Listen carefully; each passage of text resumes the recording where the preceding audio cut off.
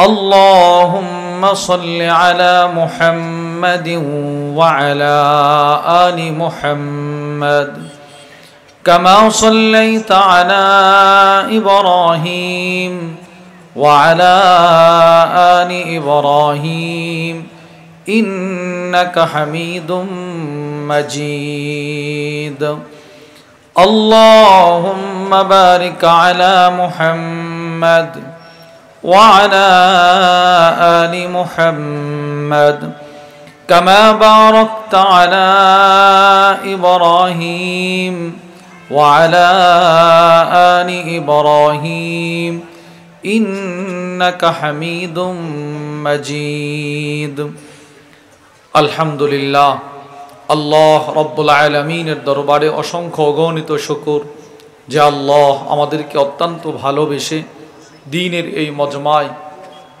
এত রাত পর্যন্ত বসে থাকার তৌফিক দান করেছেন। এজন্য আমরা সকলেই দিল থেকে শুকরগুজার হয়ে পড়ি আলহামদুলিল্লাহ। আপনাদের সামনে বড়রা কথা বলেছেন, আমার পরেও বড়রা কথা বলবেন। আমি আপনাদের সামনে বসে কোরআনুল করিমের সূরাতুন নিসার একখানা আয়াতে কারিমার অংশ বিশেষ আল্লাহ রব্বুল আলামিনের দয়া তার অনুগ্রহে আমার তেলাওয়াত করার সৌভাগ্য হয়েছে, আপনাদেরও শ্রবণ করার সৌভাগ্য হয়েছে। এই আয়াতে কারিমার অংশকে সামনে নিয়েই কোরআন হাদিসের আলোকে গুরুত্বপূর্ণ একটি বিষয়ে কিছু কথা বলার আশা রাখি। ওমা তৌফিকি ইল্লা বিল্লাহ। আল্লাহ রব্বুল আলামিন বলনেওয়ালা, শ্রবণ করনেওয়ালা উভয়কে আমল ইখলাসের সাথে বলার, শ্রবণ করার তৌফিক দান করেন, আমিন। প্রিয় ভাইয়েরা আমার পঠিত আয়াতের ব্যাখ্যায় হাকিমুল উম্মত আল্লামা শাহ আশরাফ আলী থানভী নব্বরাল্লাহু মারকাদা ওনার বিখ্যাত তাফসীরের কিতাব বায়ানুল কোরআনের মধ্যে এই আয়াতের ব্যাখ্যায় লিখেন তিনি যে আল্লাহ পাক এই আয়াতে 3 প্রকার ইবাদতের আলোচনা করেছেন। 3 প্রকার ইবাদতের কথা আল্লাহ পাক এই আয়াতে উল্লেখ করেছেন।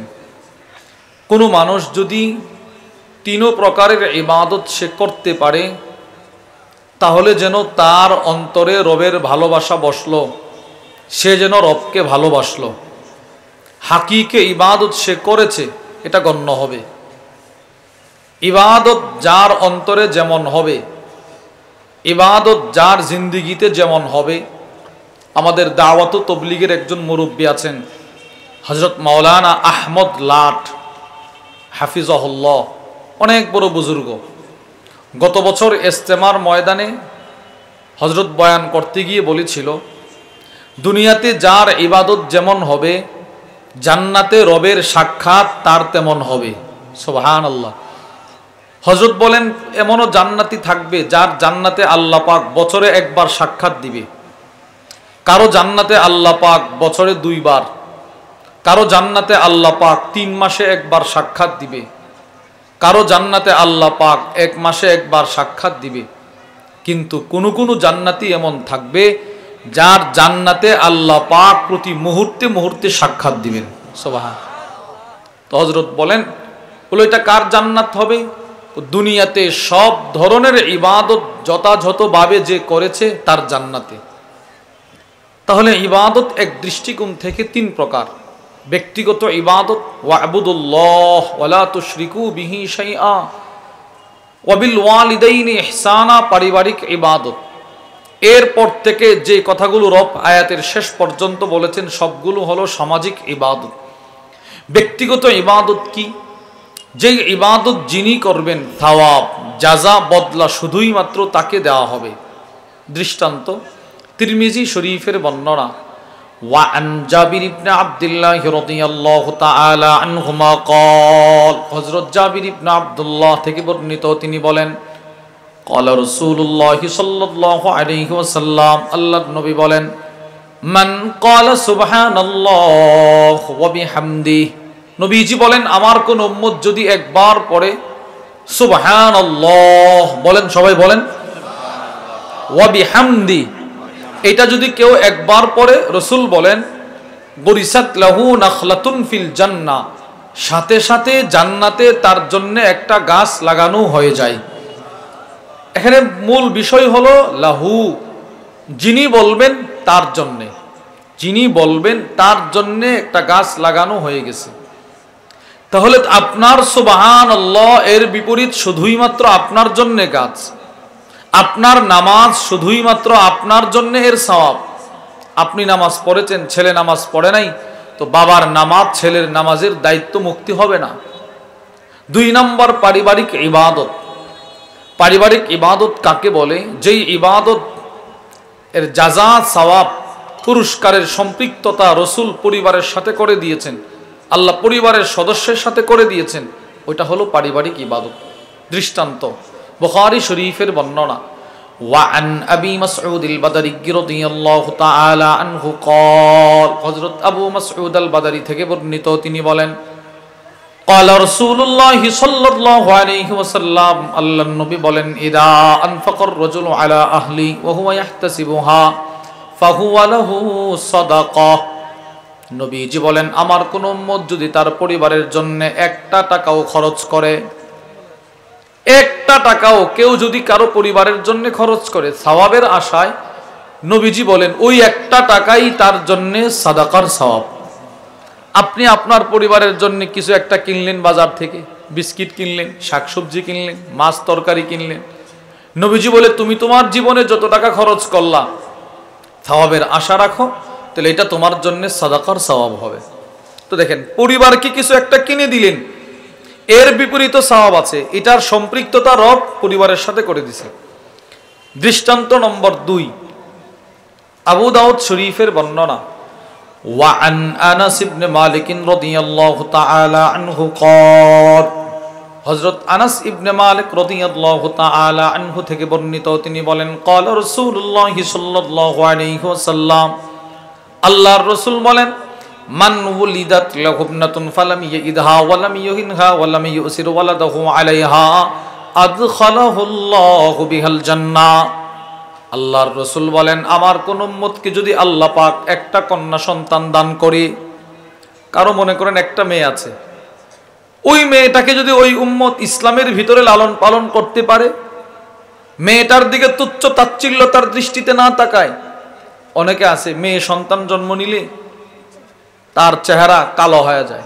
কোরআনে কারীম আল্লাহ বলছেন, ওয়া ইযা বুশশিরা আহাদুহুম বিল উনসা যাল্লা ওয়াজহুহু মুসওয়াদ্দান ওয়া হুয়া কাযীম।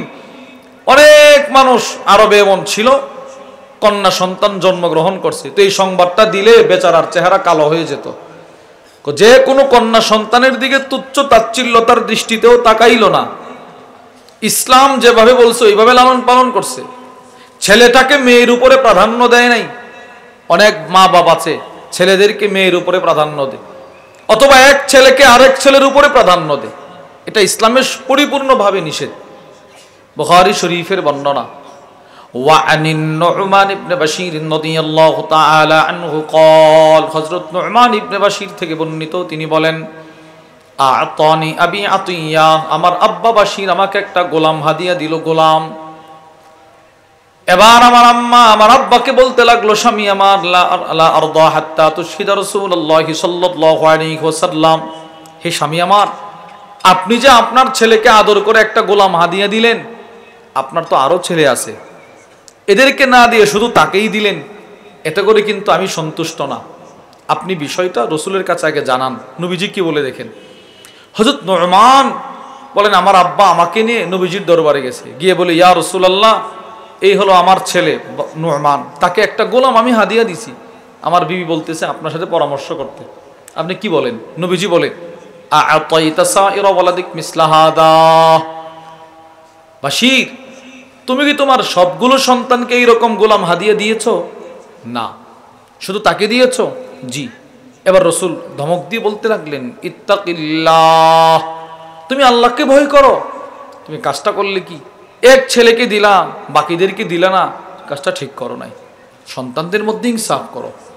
দেখছেন, নবীজি এটাই বলতে চাচ্ছে, ছেলেকে ছেলের উপরে প্রাধান্য দেওয়া যাবে না, ছেলেকে মেয়ের উপরেও প্রাধান্য দেওয়া যাবে না। ইসলাম যাকে যদ্দূর যেভাবে দিতে বলছে ওইভাবেই দিতে হবে।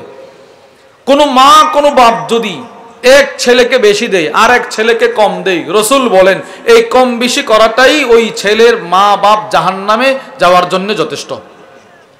তিরমিজি শরীফের বর্ণনা। وعن أبي هريرة رضي الله تعالى عنه قال হযরত আবু হুরায়রা রাদিয়াল্লাহু তাআলা আনহু থেকে বর্ণিত, তিনি বলেন قال رسول الله صلى الله عليه وسلم, আল্লাহর নবী বলেন ইন্নার রাজুল লা ইয়ামাল ওয়াল মারআহ বিতাআতিল্লাহি 60 সানা, পৃথিবীতে অনেক মা অনেক বাপ 60 বছর আল্লাহর ইবাদত করবে, পুরুষ নারী মা বাপ 60 বছর আল্লাহর ইবাদত করবে। এরপরে নবীজি বলে মৃত্যুর পূর্ব মুহূর্তে এক ছেলেকে বেশি দিবে, ওই টানের জমিটা তারে দিয়ে দাও, সে দুনিয়াতে আমাদের খেদমত বেশি করছে তারে একটু বেশি দাও, আর ও আমাদের খেদমত করে নাই এরে বাটির জমিটা দিয়ে দাও, এরে কিছু ঠগিয়ে দাও।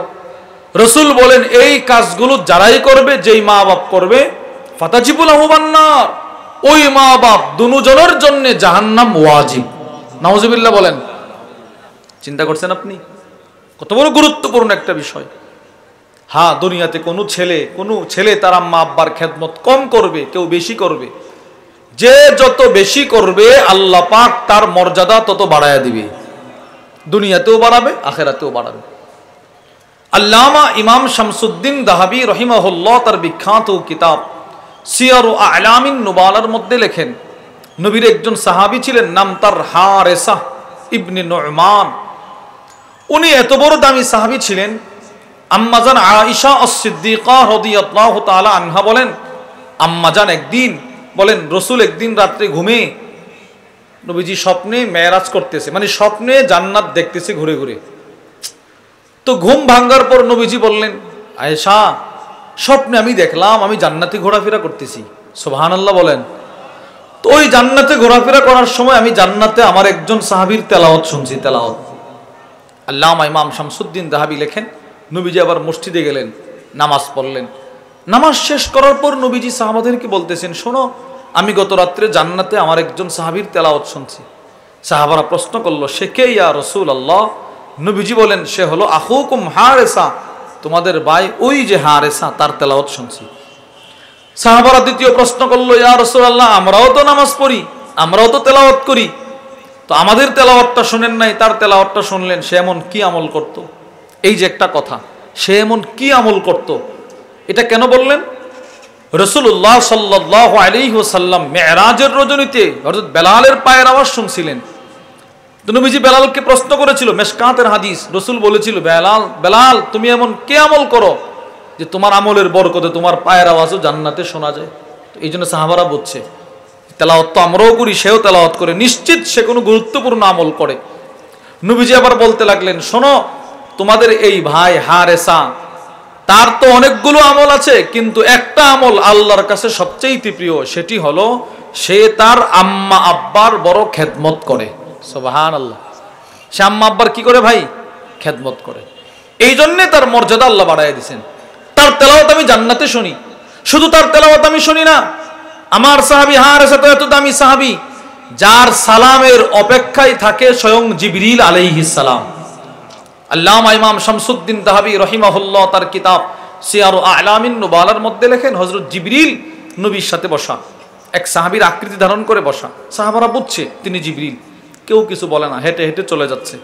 হযরত হারেসা ইবনে নুমান তিনিও হেঁটে হেঁটে চলে যায়। জিবরিল বলে, ইয়া রাসূলুল্লাহ সে কি হারেসা নয়? রাসূলুল্লাহ সাল্লাল্লাহু আলাইহি ওয়াসাল্লাম বলে, জিবরিল হ্যাঁ সে তো হারেসা, তুমি চিনলে কিভাবে? ইয়া রাসূলুল্লাহ হারেসাকে শুধু আমি একা চিনি না, আকাশের সব ফেরেশতারা হারেসাকে চিনে। কেন? হুনাইনের যুদ্ধে হারেসা যে বীরত্ব দেখাইছে, যেই বীরত্ব সে দেখাইলো, তার ওই বীরত্ব, তার সাহসিকতা দেখে আল্লাহ পাক সকল ফেরেশতাদেরকে আদেশ করছে, হারেসার জান্নাত সাজাইতে থাকো, হারেসার জান্নাত সাজাইতে থাকো। আল্লাহ পাক তার জান্নাত সাজানোর দায়িত্ব নিয়ে নিছে। এরপর থেকে আমরা সকলেই চিনি, ইয়া রাসূলুল্লাহ লাউ সাল্লামা আলাইনা, যদি আজকে হারেসা এখন আপনাকে সালাম দিত, আমাকে সালাম দিত, তো আমি জিবরিল আপনার সাথে কথা বন্ধ করে হলেও তার সালামের জবাব দিতাম। এত বড় সাহাবী। কেন?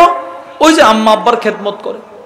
তো দুনিয়াতে কোনো ছেলে আম্মা আব্বার খেদমত কম করে, কেউ বেশি করে, যে যত বেশি করবে আল্লাহ পাক দুনিয়া আখিরাতে তার মর্যাদা তত বাড়ায় দিবেন। কেউ কম করলে সেই তার কপাল পড়ল।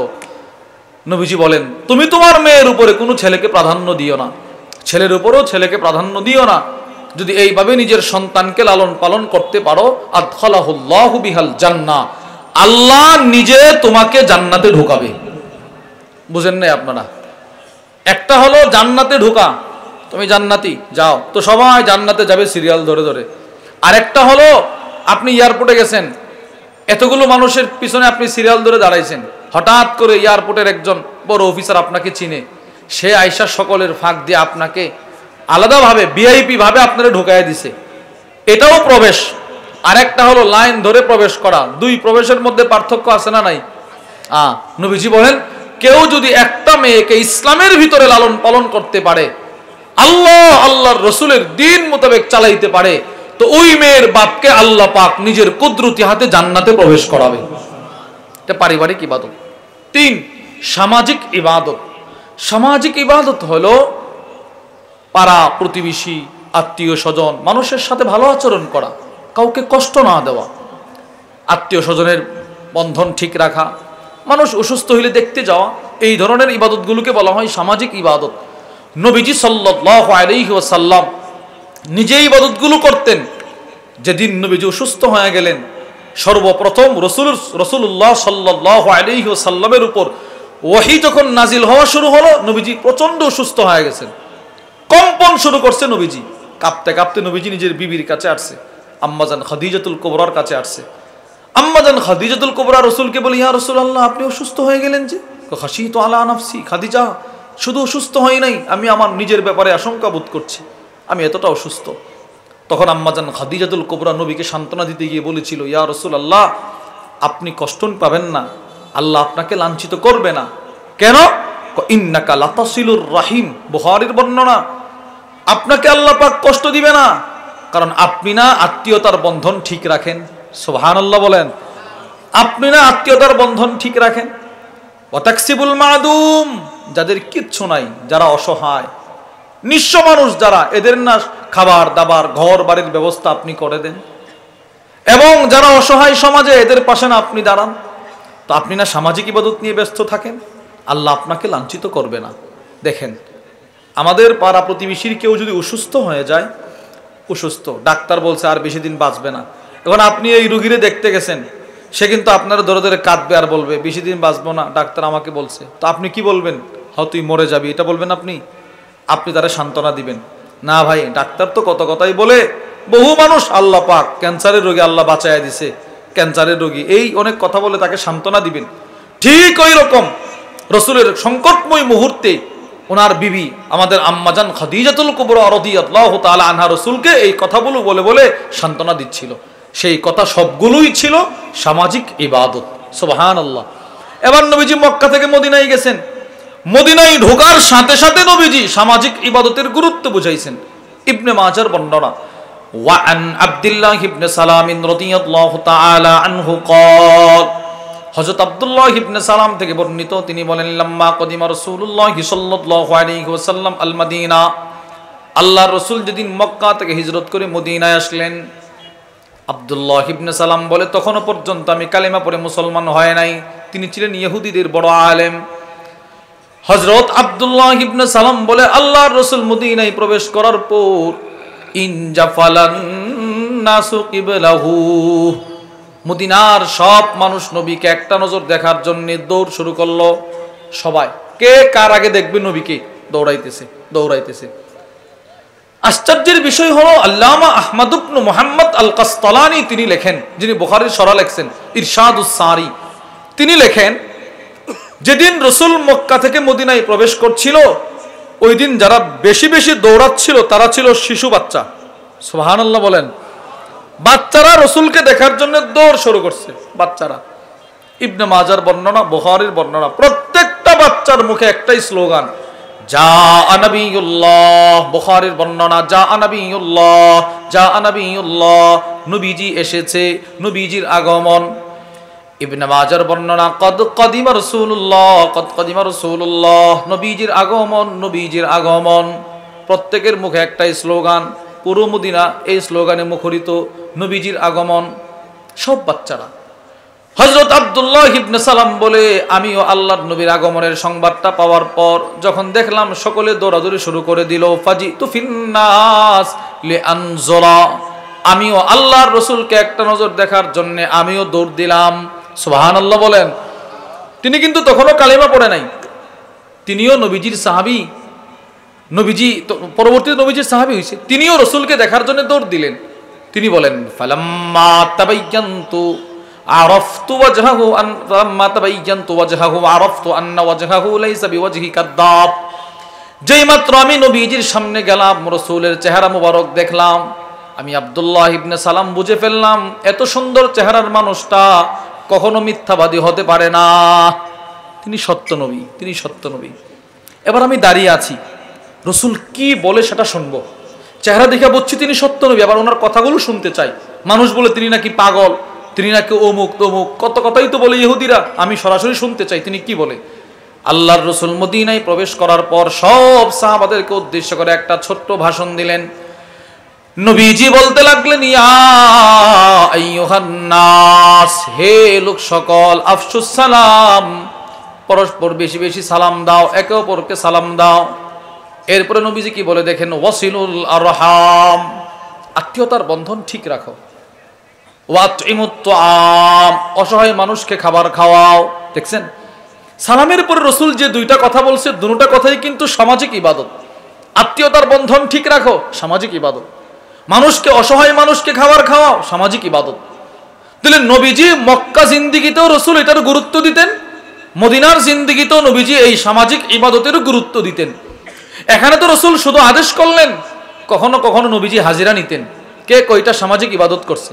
মুসলিম শরীফের বর্ণনা, ওয়ান আবি হুরায়রা রাদিয়াল্লাহু তাআলা আনহু قال, হযরত আবু হুরায়রা রাদিয়াল্লাহু তাআলা আনহু থেকে বর্ণিত, তিনি বলেন, قال রাসূলুল্লাহ সাল্লাল্লাহু আলাইহি ওয়াসাল্লাম, আল্লাহর রাসূল বলেন, মান আসবাহা মিনকুমুল ইয়াওমা সাইমা, এ আমার সাহাবারা, আজকে তোমাদের মধ্যে রোজা রাখছো কে? রোজা। কালা আবু বকর আনা, সিদ্দিক আকবর দাঁড়ায় বলে, আমি রোজা রাখছি। নবীজি বলে, আপনি রাখছেন? কহা। ওয়ামান আতআমা মিনকুমুল ইয়াওমা মিসকিনা, আজকে তোমাদের মধ্যে কোনো না কোনো অসহায়কে কে খাবার খাইয়েছো? কালা আবু বকর আনা, সিদ্দিক আকবর দাঁড়ায় বলে, আমি খাবার খাইয়েছি। সুবহানাল্লাহ বলেন না। এবার নবীজি তৃতীয় নম্বর প্রশ্ন করলেন, ফামান তাবিআ ওয়া ফি রিওয়ায়া ফামান আতবা মিনকুমুল ইয়াওমা জানাজা, আজকে তোমাদের মধ্যে কোনো না কোনো প্রতিবেশীর জানাজা পড়ছো কে? কালা আবু বকর আনা, সিদ্দিক আকবর দাঁড়ায় বলে, আমি পড়ছি। রাসূল 4 নম্বর প্রশ্ন করলো, ওয়ামান আদা মিনকুমুল ইয়াওমা মারিদা, আজকে তোমাদের মধ্যে কে কোন রোগী দেখার আমল করেছো? সিদ্দিক আকবর দাঁড়ায় বলে, আমি। নবীজি যেই প্রশ্নটাই করে আবু বকর সিদ্দিক দাঁড়ায় বলে, আমি। আমি। রোগী তুমি দেখছো? আমি। এই রোগী দেখার আমলের একটা সওয়াব লিখেছেন আল্লামা সাঈদ আহমদ পালনপুরি নব্বরাল্লাহু মারকাদা, তার বিখ্যাত তাফসীরের কিতাব হিদায়াতুল কোরআন। এই গত পরশুদিন আমাদের শায়েখ দামাত বারাকাতুহুম আরিফ বিল্লাহ হাকিমুন নফস আল্লামা মুফতি মুশতাকুন নবী কাসিম হাফিজাহুল্লাহ, হযরতের বাসায় এই কিতাবটা ছিল।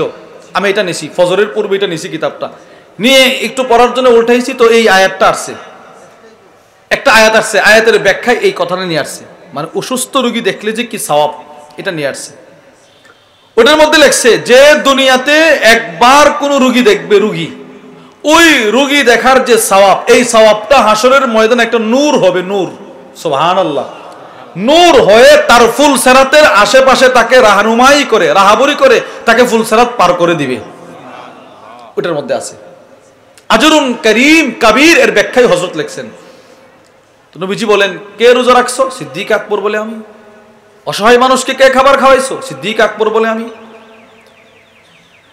আজকে কোনো না কোনো মানুষের জানাজা কে পড়ছো? সিদ্দিক আকবর বলে, আমি। রাসূল যেই প্রশ্নটাই করে আবু বকর সিদ্দিক রাদিয়াল্লাহু আনহু বলে, আমি। আমি। আমি। এবার আপনারা মূল বিষয়টা বুঝেন হাদিস থেকে। রাসূল বললেন, রোজা কে রাখছো? এটা ব্যক্তিগত ইবাদত। এরপরে নবীজি বলে, কে অসহায় মানুষকে খাবার খাওয়াইছো? বলেন তো এটা ব্যক্তিগত, পারিবারিক না সামাজিক ইবাদত? সবাই বলেন না, কি? সামাজিক। এই জানাজা কে পড়ছো? সামাজিক। এই কাজগুলো কে করছো? সামাজিক। তো যেটাই রাসূল বলে প্রত্যেকটাই সামাজিক, প্রত্যেকটাই সামাজিক। নবীজি সাল্লাল্লাহু আলাইহি ওয়াসাল্লাম শুধুই মাত্র বক্তব্যের মাধ্যমেই এটার গুরুত্ব বোঝায় নাই, নবীজি এটা কর্মের মাধ্যমে এর গুরুত্ব বুঝাইছেন। সামাজিক ইবাদতগুলোর ভিতরে একটা হলো প্রতিবেশী, যেটা আমাদের সবচাইতে গুরুত্বপূর্ণ। আমি ওই দিন এক জায়গায় এক মাহফিলে গেছি, প্রতিবেশী ঝগড়া। আন্দারের ব্যবস্থা যার বাড়িতে করা হয়েছে ওনার বাড়িতে আমাকে নিয়ে গেছে, আমরা দুইজন সাথে গেলাম। এত সরু একটা রাস্তা, মানে দুইটা ঘরের চিপা দিয়ে ঢুকতে এরকম বরাবর হয়ে ঢুকতে পারি নাই, স্বাভাবিকভাবে ঢুকতে পারি নাই, খুব কষ্ট হয়েছে। ওই বাড়ি থেকে বের হওয়ার আর কোনো দ্বিতীয় রাস্তাও নাই। তো আমি চিন্তা করলাম, এই বাড়িতে কেউ মারা গেলে তার লাশটা কিভাবে বের করবে? মসজিদের খাটিয়া তো আমাদের চাইতে, এটা তো এখানে ঢুকবে না। তাই আমি বললাম কি আপনারা একটু বড় রাস্তা করলে কেমন হয়? তো ঝগড়া, প্রতিবেশীর ঝগড়া। না ভাই, ঝগড়া করতে নাই, প্রতিবেশীর সাথে কোনো ঝগড়া করতে নাই। আজকের মনোমালিন্যতা একদিন দূর হবে, কিন্তু এই মনোমালিন্যতা নিয়ে যদি মারা যান, এটা কিয়ামত পর্যন্ত রয়ে যাবে। আল্লামা ইবনু হাজার মাক্কি তার বিখ্যাত কিতাব আজ-জাওয়াজির আন ইফতিরাইল কাবাইর, ওই কিতাবের মধ্যে নিয়ে আসছে বিশ্ববিখ্যাত ওলি মুহাদ্দিস হযরত সাহল ইবনে আব্দুল্লাহ আত-তাসতুরি রাহিমাহুল্লাহ, অনেক বড় বুজুর্গ ছিলেন। তিনি বলেন, ওনার কানা লাহু জারুন মাজুসিয়ুন, ওনার একটা প্রতিবেশী ছিল হিন্দু, অগ্নিপূজক, মুশরিক। তো ওই প্রতিবেশী প্রতিদিন তার ঘরের যত ময়লা আবর্জনা সারাদিন জমতো, ওইগুলো রাত্রিবেলা ওনার ওই সাহল ইবনে আব্দুল্লাহ আত-তাসতুরি রাহিমাহুল্লাহর আঙ্গিনায় ফেলে দিত, রেখে দিত। আর ওই আল্লাহর বান্দা তাহাজ্জুদ নামাজ পড়ার সময় উঠে এই সবগুলো ময়লা সে নিজে পরিষ্কার করত। সুবহানাল্লাহ। কোনোদিন ঝগড়া করে নাই, এই বেটা তুই তোর ঘরের ময়লা আবর্জনা আমার ঘরে কেন ফেলাইলি, আমার আঙ্গিনায় কেন ফেললি বেটা, ঝগড়া করে নাই। উনি তাহাজ্জুদ নামাজ পড়তে উঠতেন, এই সবগুলো পরিষ্কার করতেন। ফালাম্মা হাদারাহুল ওয়াফাত, মৃত্যুর পূর্ব মুহূর্তে তিনি যখন অসুস্থ হয়ে গেলেন, তখন এই আল্লাহর বান্দা সাহল ইবনে আব্দুল্লাহ আত-তাসতুরি রাহিমাহুল্লাহ ওই হিন্দু লোকটারে ডাকাইছে, তারে নিয়ে আসো। তো সে আসছে। যেই মাত্র হিন্দু লোকটা তার ঘরে ঢুকলো, তিনি ওই হিন্দু লোকের হাত ধরে বলতেছে, ভাই তুমি আমারে মাফ করে দাও, তুমি আমাকে মাফ করে দাও। তুই মুশরিক মাজুসি বলে, হুজুর আপনি আমার সাথে কি করছেন, কি অন্যায় করছেন যে আপনাকে মাফ করব? সেটা বলবেন তো কি করছেন? আমি কিছু করি নাই, যদি আমার ছেলেরা কিছু করে। আরে আজীব আশ্চর্য, কিছুই তো বুঝতেছি না, আপনার ছেলেরা কিছু করে মানে? ভাই তুমি এতদিন পর্যন্ত যে ময়লাগুলো আমার আঙ্গিনায় ফেলতে, এগুলো আমি পরিষ্কার করতাম রাত্রে। আমার শরীরের কন্ডিশন ভালো না, হয়তো পৃথিবী ছেড়ে আমি চলে যাব, আমার ইন্তেকালের পরে তুমি তো ময়লাগুলো ঠিকই ফেলবা। আমার সন্তানেরা আমার মতো হয়তো তোমার ময়লাগুলো পরিষ্কার করবে না, তোমার সাথে ঝগড়া করতে পারে, তোমাকে একটা ধমক দিতে পারে। ওই যে আমার সন্তানরা এই ময়লার কারণে, তুমি প্রতিবেশী, তোমাকে একটা ধমক দিবে, ওই ধমকটাও আমি ভয় করতেছি। আমি আমার সন্তানের পক্ষ থেকে তোমার কাছে মাপ চাইতেছি, মাপ করে দাও। এই কথাটা বলার সাথে সাথে মাজুসি, আল্লামা ইবনে হাজার লেখেন, মাজুসি সাথে সাথে বলতে লাগলো, হুজুর এতদিন পর্যন্ত আপনার এখানে আমি ময়লাগুলো ফেলতাম, আপনি এগুলো পরিষ্কার করতেন? হ্যাঁ আমি পরিষ্কার করতাম। ইসলাম এত সুন্দর, কোনোদিন আমার সাথে আপনি কটু বাক্যও বলেন নাই? না বলি নাই, আমার নবী নিষেধ করছে। সাথে সাথে মাজুসি বলে, আপনি আপনার দুইটা হাত আমার দিকে বাড়িয়ে দেন, আমি এই মুহূর্তে আপনার হাতে কালিমা পড়ে মুসলমান হয়ে যাব। সে মুসলমান হয়ে গেছে। প্রতিবেশী, ঝগড়া না করা ভাই, প্রতিবেশীর সাথে ঝগড়া না করা, আপোষে মিটমাট করে ফেলা। প্রতিবেশীর সীমানা কদ্দুর? ইমাম বুখারী রাহিমাহুল্লাহর বিখ্যাত কিতাব আল আদাবুল মুফরাদের মধ্যে আসছে, আপনার ঘর থেকে সামনের 40টা ঘর আপনার প্রতিবেশী, পিছনের 40টা ঘর আপনার প্রতিবেশী, ডান দিকের 40 ঘর, বাম দিকের 40 ঘর, মোট 160টি ঘর আপনার প্রতিবেশী। এটা একটা বক্তব্য। বক্তব্য নম্বর 2, আল জার হুকুকুহু আনওয়াউ, একটা কিতাব আছে আমার কাছে, ওই কিতাবের মধ্যে আসছে আল্লাহু তাআলা আপনার প্রতিবেশী কারা? যারা ফজরের নামাজে উপস্থিত শুধুই তারা। সুবহানাল্লাহ বলেন। মানে আপনার মহল্লার মসজিদে ফজরের নামাজ যারা পড়বেন শুধুই মাত্র তারা আপনার প্রতিবেশী। এবার আপনার পাশের ঘরের ফজরের নামাজ পড়ে সে আপনার প্রতিবেশী। তিনটা ঘর লোকটা ফজরের মধ্যে ফজর পড়লো, সে আপনার প্রতিবেশী। এবার প্রতিবেশীর এক নাম্বার হক দ্বীনি কাজে তাকে সহযোগিতা করা। আর মানুষ দিনের উপরে চলে, ওই মানুষটা কষ্ট হয় খাবারের অভাবে। উত্তরবঙ্গে যান, দেখবেন মাইল কি মাদ্রাসা নাই, খ্রিস্টানদের মিশনারি এই 50 টাকার চাল 100 টাকার চাল দিয়ে মুসলমানদের কি মানহারা করে ফেলছে। আমরা যখন মাদ্রাসায় পড়তাম তো আপনার বাংলাদেশের একজন আলেম আছেন, অনেক বড় আলেম, জুবাইর শাহ হিন্দুদেরকে দাওয়াত দেন। গত কয়েকদিন পূর্বেও আমাদের ব্রাহ্মণবাড়িয়া খালেদ সাহেব আমাদের কল্লগ্রাম এই যে আমাদের শাহপরান মাদ্রাসায় দারুল উলুম যেখানে ইংরেজি মাসে শনিবার ইসলাহি মজলিস হয়। আমাদের শায়েখ কাসিমি আমাদের আরেকজন প্রিয় ব্যক্তি শ্রদ্ধাভাজন বড় ভাই আনিসুর রহমান হাফিজাহুল্লাহ ওনারা আসেন ইংরেজি মাসে তৃতীয় শনিবার। তো গত মাসের আগের মাসে ওই শায়েখের একজন সহচর সঙ্গী নজরুল ইসলাম খালেদ উনিদেরকে দাওয়াত দেন। তিনি আমাদেরকে বলেছিলেন, ভাইরা তোমরা ব্রাহ্মণবাড়িয়া আছো, আপনারাও সিলেটে আছেন, জমিন বহু এলাকা আছে, ওখানে মানুষ খ্রিস্টানরা কাজ করতেছে, এই কিছু টাকা দিচ্ছে, কিছু এরা কালিমা ছেড়ে দিয়ে খ্রিস্টান হয়ে যাচ্ছে। তো আপনার প্রতিবেশী বেঈমান হচ্ছে, আপনার দায়িত্ব ছিল তার খাবারের সাধ্য মতো আপনি নিজের রাস্তায় নেন, আপনি আপনার সাধ্য মতো ব্যবস্থা করে দাও। নবীজি সাল্লাল্লাহু আলাইহি ওয়াসাল্লামের শিক্ষাই ছিল এটা। বুখারী শরীফের বর্ণনা, এক সাহাবী নবীজির দরবারে এসে বলতে লাগছে, ইয়া রাসূলুল্লাহ সাবানিল জামা, পেটে বড় খিদা, খাবার নাই, দুই চার দিন যাব। নবীজি একজন পাঠিয়ে দিলেন নিজের ঘরে, যাও আমার কোন বিবির খাবার আছে তার জন্য নিয়ে আসো। ওই সাহাবী দৌড়ায় প্রত্যেক বিবির ঘরে খাবার আছে নবীজি পাঠাইছে। ফাকুলনা মা সব বিবিদের একটাই জবাব, আমাদের ঘরে পানি ছাড়া খাবার নাই। আপনার ঘরে কোনো খাবার নাই। আরে নবীজির ঘরে কোনো খাবার নাই, রাসূলের ঘরে বার্তাবাহক আবার নবীর কাছে, ইয়া রাসূলুল্লাহ সব বিবিদের পানি ছাড়া খাবার নাই, করতে পারি। আল্লাহর রাসূল সব সাহাবাতে লাগলেন ওয়াহাদা আপনাদের মধ্যে কে আছে আজকের এই লোকটার মেহমানদারি করবে। ফাকামা রাজুলুম মিনাল আনসার বললেন, আমি আছি। ফান্তালাকা বিহি ইলা ইমরাতি সাহাবী, এই মেহমান বাড়িতে চলে গেল। বাড়িতে গিয়ে বলতে লাগলো বিবি আমার তুমি মেহমানদারি করো, খাবারের ব্যবস্থা করো। বিবি জবাব দেই, মা ইনদানা ইল্লা স্বামী আমার মেহমান এমন দিন যেই দিন আপনার খাবার নাই, ছোট্ট বাচ্চাটা সামান্য খাবার, ওই খাবার ছাড়া কোনো খাবার নেই, কেমনে মেহমানদারি করব? এবার স্বামী বলেন ওই মেহমানের জন্য বাচ্চার খাবার চাই, করো। সুবহানাল্লাহ, ওই খাবারটাই প্রস্তুত করো। যেমন স্বামী ওই খাবারটা প্রস্তুত করলো। নব্বামাত জিবিয়ানাহা বাচ্চা দিল। এবার যখন বিবি আমার যেহেতু খাবার মেহমানের সাথে খাবার দিলে মেহমান আমাকে বসার জন্য এক কাজ করবা, যদি এই খাবার করে দাও মেহমানের পেট ভরবে না, কি করব? একটা প্লেট খাবার দিবা, আর খালি দিবা। মেহমান যদি দেখে ফেলে কোনা দেখবে না। খাবারটা দেওয়ার পূর্বে ঘরে নিভিয়ে দিবা। সুবহানাল্লাহ বলেন, ঘরের প্রদীপটা নিভিয়ে দিবা। ঘর অন্ধকার হয়ে যাবে। দুইটা প্লেট থাকবে, আমার থাকবে, আমি খাবারের প্লেটটা মেহমানকে দিই, খালি প্লেটে আমি অভিনয় করব।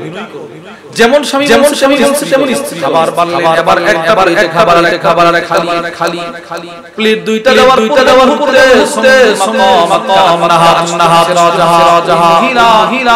ঘরের প্রদীপটা ঠিক করার মনো দাঁড়াইলেন, প্রদীপটা লয়া দিলেন। ঘর অন্ধকার হয়ে গেল।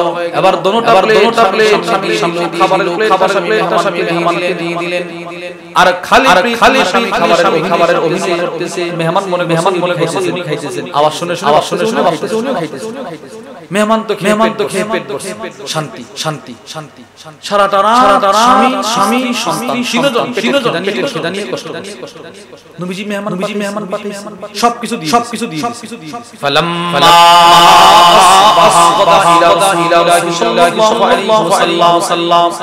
ফজরের আযানে গেল, এবার মেহমান নবীজির মসজিদে চলে গেল, নামাজ পড়ো, মেহমানকে ডাকলেন, দিয়ে আসো। মেজবান গেছে। নবীজি বলেন, গত রাতে কাজটা করে তোমার বিবি যে কাজটা করে তোমাদের এই মেহমানদের হকাদের আল্লাহ একটা ইবাদত নিয়ে বাকি দুইটা না ধরা খেয়ে যাবে। নবীজি সাল্লাল্লাহু আলাইহি ওয়াসাল্লাম তিনটাই বলতো হাদিসে পাকে বুঝিয়েছেন। আল্লাহ পাক তিনটা ইবাদতের গুরুত্ব আমাদেরকে বুঝিয়েছেন।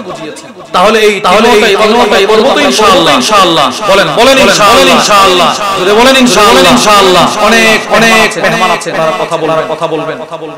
গত রাতে 3:30 মাদ্রাসায় গেছি, আবার সকালে আবার যোহর করে রওনা দিয়েছি। এখনো পর্যন্ত ঘুম নাই।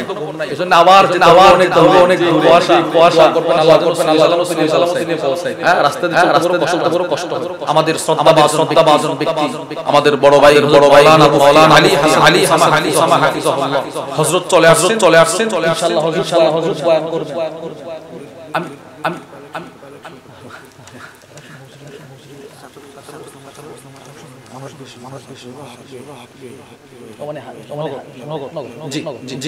জি ভাই আমাদের যারা আপনাদের যেই যদ্দুর পারেন মাদ্রাসাতে থাকলেন জি ছাত্র ভাইরা রুমাল নিয়ে বের হয়ে যান, একটু তাড়াতাড়ি করেন রুমাল নিয়ে বের হয়ে যান।